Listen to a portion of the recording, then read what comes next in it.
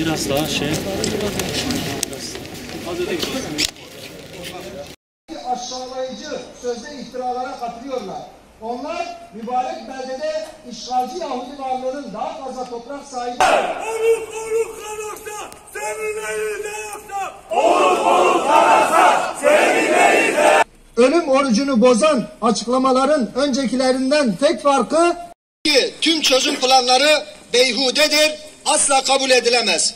Aynı şekilde gasp Yahudi varlığı Ramazan'ın başından beri azgın bir şekilde Mescid-i Aksa'da Müslümanlara yönelik saldırı ve katliamlarını devam ettiriyor.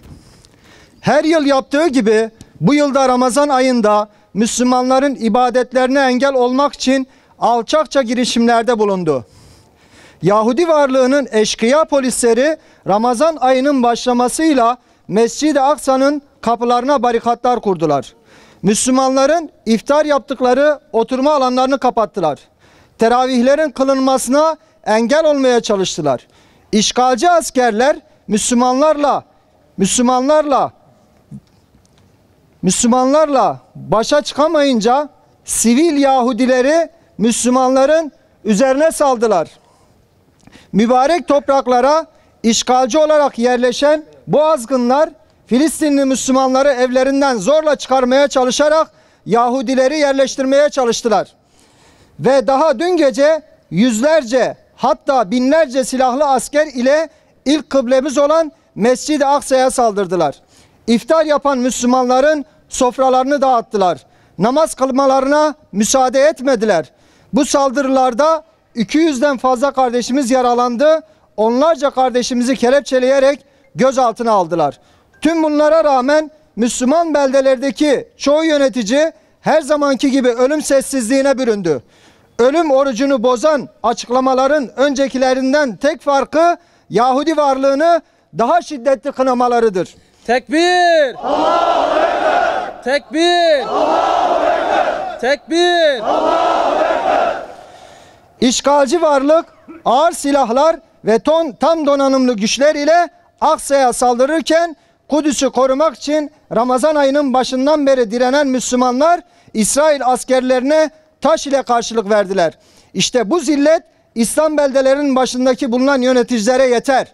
İşte bu aşağılanma Aksa'ya saldıran Müslüman kadınları ve çocukları katleden işgalci varlık İsrail'i şiddetle kınayan korkak yöneticilere yeter.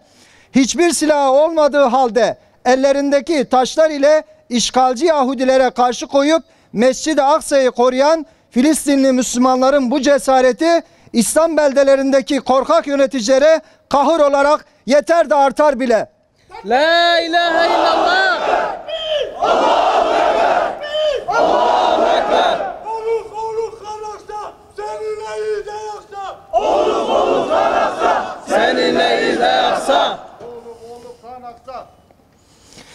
Kıymetli Müslümanlar, ABD'nin eski başkanı Küstah Trump bile Yahudi varlığı Başbakanı Netanyahu Beyaz Saray'da kameraların karşısına geçip adına 100 yılın antlaşması dedikleri sözde barış planını açıkladıklarında İslam beldelerindeki hain yöneticilerin çoğu sustu.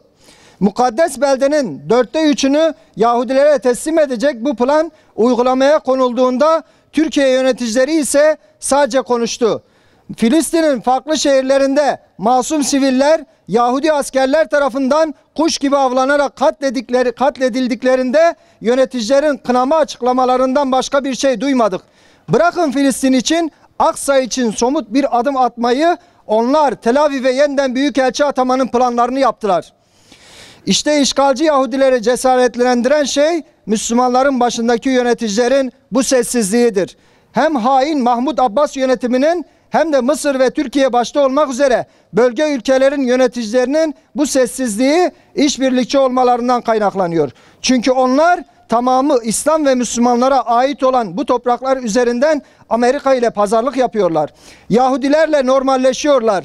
Onların verdiği aşağılayıcı sözde iftiralara katılıyorlar. Onlar mübarek beldede işgalci Yahudi varlığının daha fazla toprak sahibi olması için Filistin'de kalıcı olmaları için çalışıyorlar. ABD'nin kurulmasına izin vereceği küçücük bir Filistin devletine tav oluyorlar. Bütün bu ihanetleri ABD'nin Filistin için düşündüğü iki devletli çözüm planını hayata geçirmek için yapıyorlar. Kıymetli Müslümanlar, biz gasip Yahudi varlığı İsrail'i kınamıyoruz. Biz bu saldırılara karşı sus pus olanları kınıyoruz.